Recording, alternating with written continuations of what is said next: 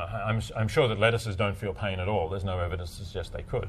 I'm also really quite doubtful whether oysters can feel pain. I mean, okay, so maybe they're animals, and people might say, well, if you're prepared to eat oysters, you're not really a vegetarian or a vegan. But I think their nervous systems are very rudimentary, and I would doubt that they could feel pain. So I'm not really going to focus on that. But it seems to me, and I'd really like to hear where you stand on this, that when we're talking about vertebrates, particularly the animals we eat, the pigs and cows and chickens and so on, there's no doubt that they can feel pain, and there's no doubt that they do feel pain in the way we rear them and produce them.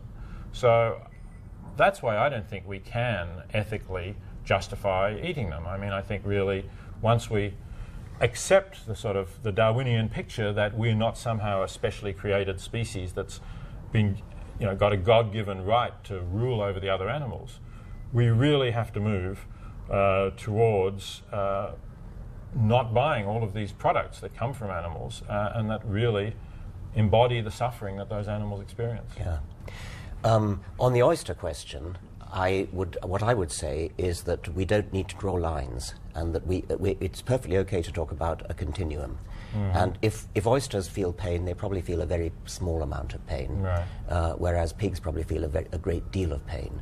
And when people say, where do you draw the line? I say, why do you have to draw lines? Why don't you just say there is a continuum of capacity to feel pain? There's also a continuum of capacity to feel the other things that we were talking about earlier, like ability to foresee the future, see what's coming, to be bereaved, and that kind of thing. Once again, there is no need to draw lines. Right. You can think of, just as we've got a continuum of all those things, you can say we have a continuum of moral responsibility, and our moral responsibility to oysters is quantitatively less than our moral responsibility to pigs, which is quantitatively less than our moral responsibility to humans, to the extent that humans differ in just the respects that you mentioned. Mm-hmm. What those respects are, intelligence doesn't seem to me to be relevant per se.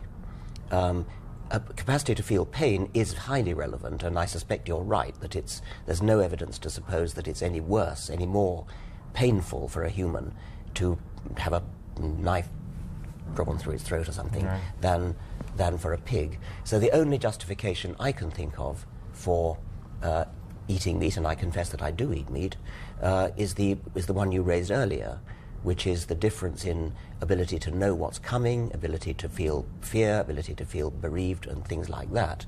And I think you're almost certainly right that although the position I've just laid out would be defensible if the animals were killed without the slightest idea of what's going to happen, if they were going to sort of the proverbial bullet in the back of the neck when you're not looking. Mm-hmm. Of course, that isn't the way it happens. The way they're kept in factory farms, and the way they're herded into slaughterhouses, I don't know much about it, but I suspect it's unconscionable.